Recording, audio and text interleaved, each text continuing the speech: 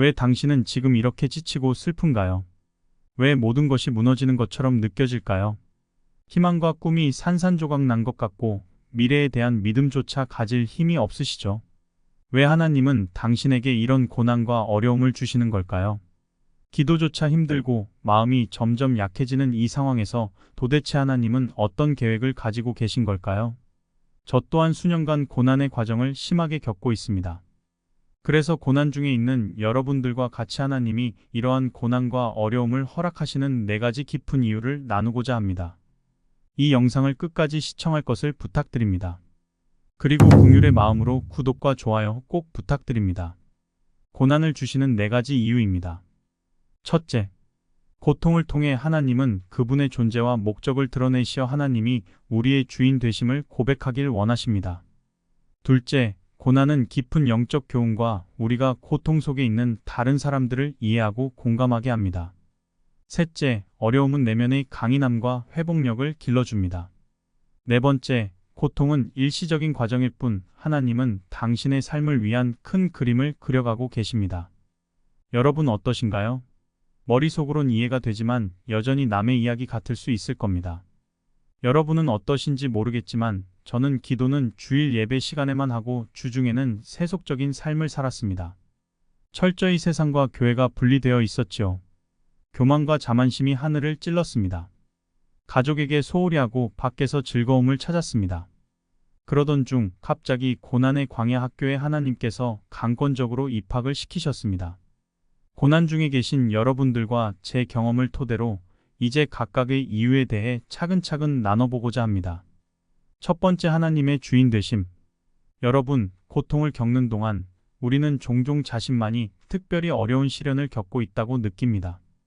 다른 사람들은 인생이 술술 풀리고 걱정 없이 행복해 보입니다. 근데 정작 자신은 그렇지 않다는 사실에 좌절하게 되죠. 나에게만 이해할 수 없는 일들이 연속적으로 발생합니다. 처음에는 대체 내가 뭘 그렇게 잘못했기에 이렇게까지 하시나 싶습니다. 주변 사람들은 하나 둘씩 떠나갑니다. 부모님도 형제도 시간이 지날수록 나로 인해 힘들어합니다. 눈치 보입니다. 그래도 우리는 여전히 하나님을 찾습니다. 기도합니다. 원망하는 기도, 때론 매달리는 기도. 그러나 여전히 상황은 나아지지 않고 더 나빠지기까지 합니다. 지하 5층 밑에 지하 100층도 있다는 것을 알게 됩니다. 다리에 힘이 풀리고 맥이 빠집니다. 하나님은 내 기도만 외면하시는 것 같습니다. 모든 것을 포기하고 싶습니다. 하지만 예수님이 짚어주신 겨자씨 같은 작은 믿음으로 하나님을 찾고 부르짖으며 하나씩 알게 됩니다.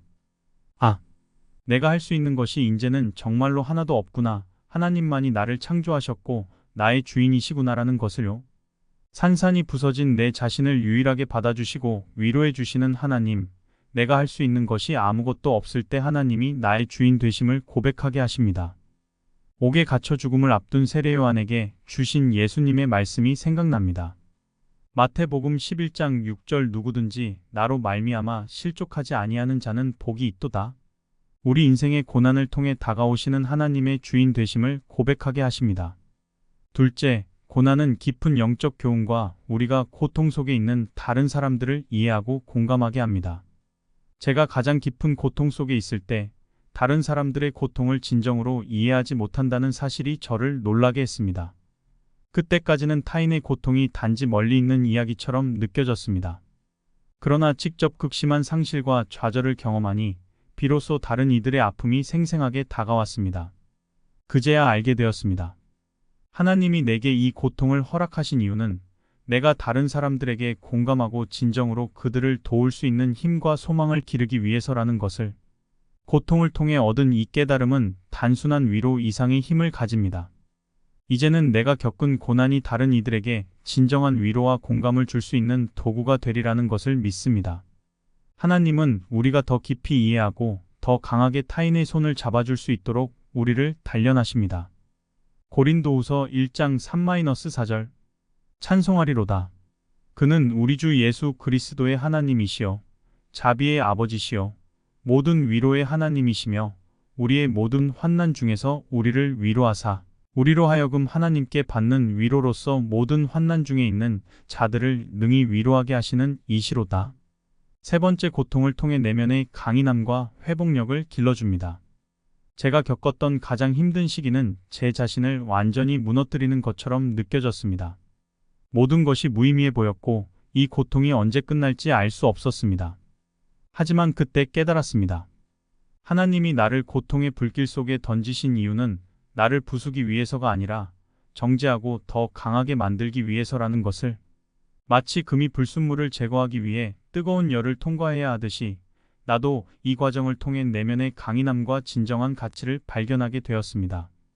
제 경험을 통해 확실히 느낀 것은 고난이야말로 우리를 더 나은 사람으로 만드는 가장 강력한 도구라는 것입니다. 하나님은 우리가 고통 속에서 성장하고 그분의 더 큰 목적을 위해 준비되도록 이끌어 가십니다. 지금 내가 겪는 이 고통은 우연이 아닙니다. 이는 나를 정죄하고 내 안에 숨겨진 잠재력을 드러내기 위한 과정입니다. 여러분도 지금 힘든 시간을 보내고 있다면 이 고통이 여러분을 부수기 위한 것이 아니라 더 강하게 만들기 위한 것임을 믿으세요. 이 고난이 여러분의 인생을 새로운 차원으로 이끌어 갈 것입니다. 고통 속에서 피어난 강인함은 여러분을 더 큰 목적과 기쁨으로 인도할 것입니다. 예레미야 29장 11절 여호와의 말씀이니라. 너희를 향한 나의 생각을 내가 아나니 평안이요 재앙이 아니니라.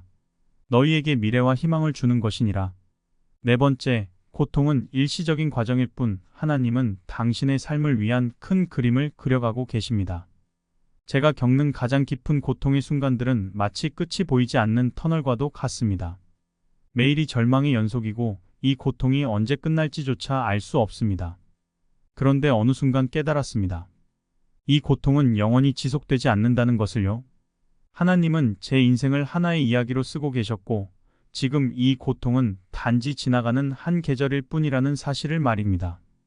모세가 광야를 거쳤고 요셉이 감옥에 갇혔으며 다윗이 사울에게 쫓겼던 것처럼 이들 모두가 결국에는 더 강한 사람으로 일어섰듯이 저도 이 고난을 지나 더 단단한 사람으로 단련되고 있음을 느꼈습니다.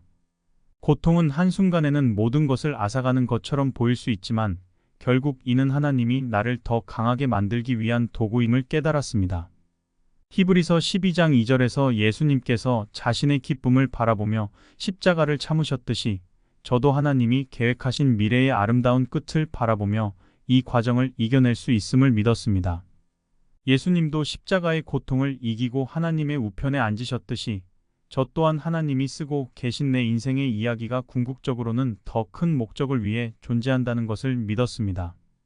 이 고통은 나를 부수기 위한 것이 아니라 나를 완성시키기 위한 과정임을 이제는 확신합니다. 하나님이 내 인생의 저자이시고 이 이야기는 비록 지금은 고통으로 가득 찬 것처럼 보일지라도 그분의 손길 안에서 결국은 아름답게 완성될 것입니다. 고난은 지나가지만 그 과정에서 내가 얻은 강인함, 지혜, 그리고 하나님의 깊은 사랑에 대한 깨달음은 영원히 내 안에 남아 있을 것입니다. 하나님 아버지, 오늘 제 마음에 주신 강력한 말씀과 계시에 감사드립니다. 저를 향한 당신의 선한 계획에 감사드리며 더 큰 목적을 위해 저를 고난 속에 두신 것에 대해 고맙습니다. 이제 이 고난이 피해야 할 것이 아니라 저를 단련하고 성장시키는 축복이라는 것을 깨닫게 되었습니다. 예수님, 저를 위해 세우신 좋은 계획에 감사드리며 저를 형성하고 빚어주셔서 더 큰 도구로 사용해 주시기를 바랍니다. 아멘.